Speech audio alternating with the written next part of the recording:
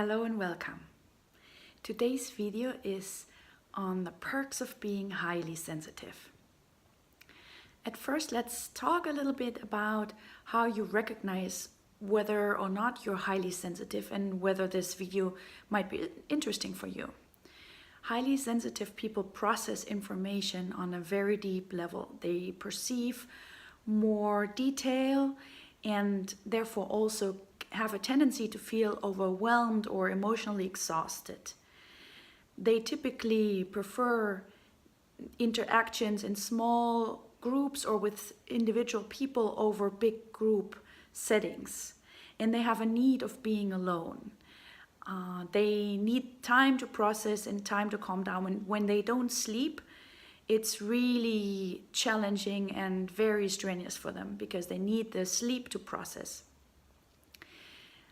They also have a tendency, because they feel so much and sense so much, to be taking care of other people, and it's sometimes really hard for them to say no and put their boundaries because they want harmony in the room, and so they will tend to take care of everyone else, and not always that includes themselves. When you think back, maybe you remember situations in which people told you to not take it so personal, not be so sensitive, that it's not so serious as you perceive things. Well, those are signs for being highly sensitive, because historically this trait has been portrayed as a weakness, as something that is not normal.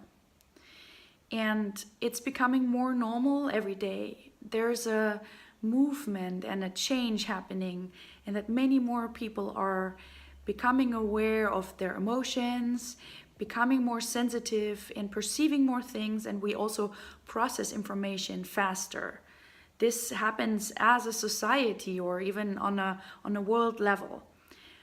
But many people aren't even aware of these shifts until they actually crash, because their old strategies don't really work, and they may be in a business context and just be overwhelmed and stressed out and just have the sensation that they aren't good enough, just because they haven't learned how to deal with their high sensitivity in a positive way.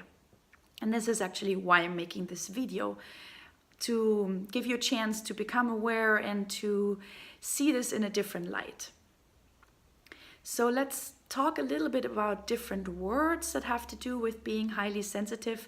For one, there's the term highly sensitive person, which, as I understand, is the most investigated aspect of this. It's seen as a personality trait that also has biological aspects and differences, and it's actually not so rare. There's an estimation of 15 to 20% of the population being highly sensitive people. Then there's the word empath, and an empath senses people's emotions and also senses subtle energies. So it's a word that's a bit more specific than this highly sensitive person, and both of these groups aren't exclusive. So you can be a highly sensitive person and an empath. Many times the word empath has somewhat of a spiritual connotation, because when we are very aware of what we feel and what other people feel and the energies underlying this, and when we get more and more aware of these aspects, we need to make sense of it, and that just automatically leads us into a more spiritual perspective, where we ask who we are, why we're here, and how things have meaning. So then there's the word intuitive, and it refers to something that's directly apprehended without proof or reason. And that's obviously easily linked with some of the qualities of being highly sensitive and being an empath, because we can learn to trust what we perceive and learn to understand it and learn to use it, and that makes us really intuitive. And intuition includes or may include dreams, premonitions, or the sensation of just knowing something. And only because we don't know why we know something or how it is that way, we can still be perceiving certain inclinations and facts and attributes of a certain situation. Like, we can know how a person is doing or what they need without anyone ever having made this explicit.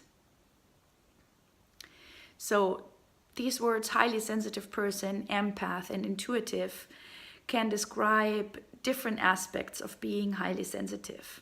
And they are also used in different surroundings, let's say.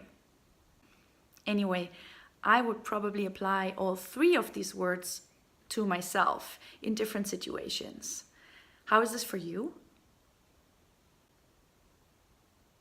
So let's look at the perks of being highly sensitive. And I think this is really important, especially because more and more people enter into this category, and because we can't just continue labeling it as something negative. So, for one, being highly sensitive enables us to be deeply connected and to love in a very extreme and beautiful way. And those are actually two aspects.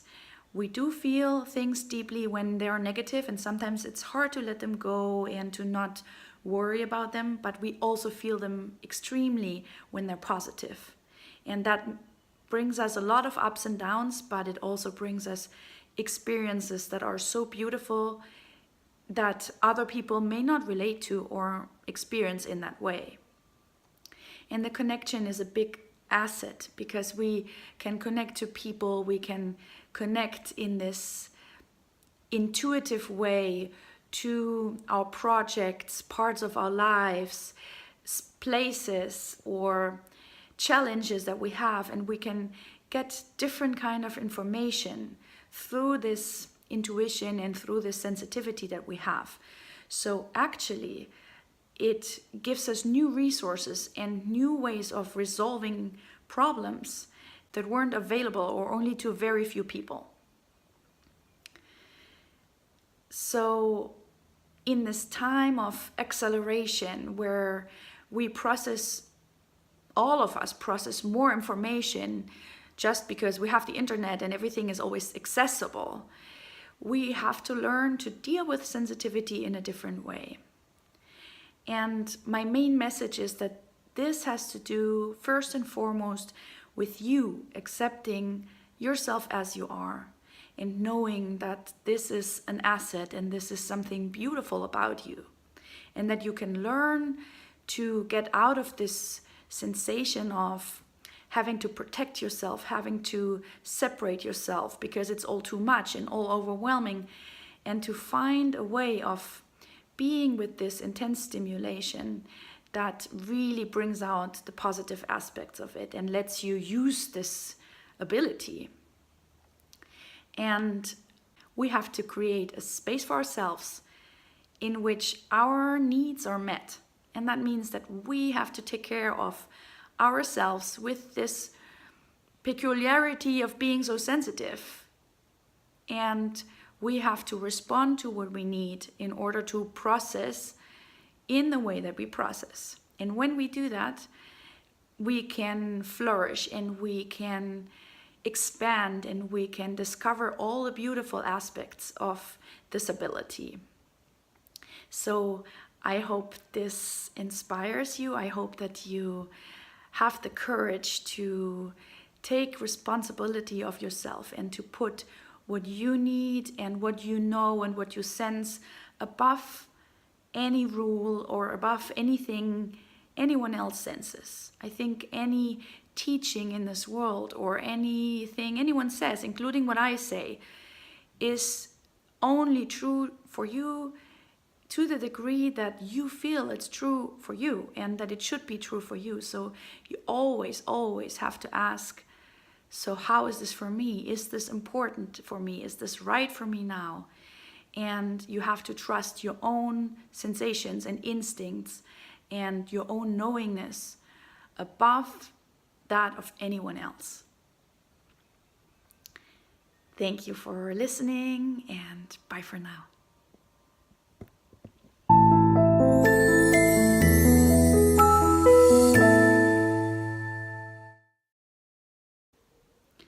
Hi, it's me again.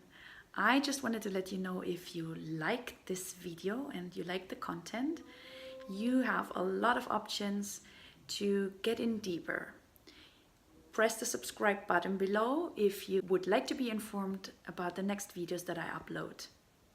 You can also become a part of my Facebook community, or you can check out my website. There's a blog, there are lots of free meditations and resources. You can sign up for my newsletter, and I will serve you in the best way that I can. I would love for you to become a member of the community if this resonates with you.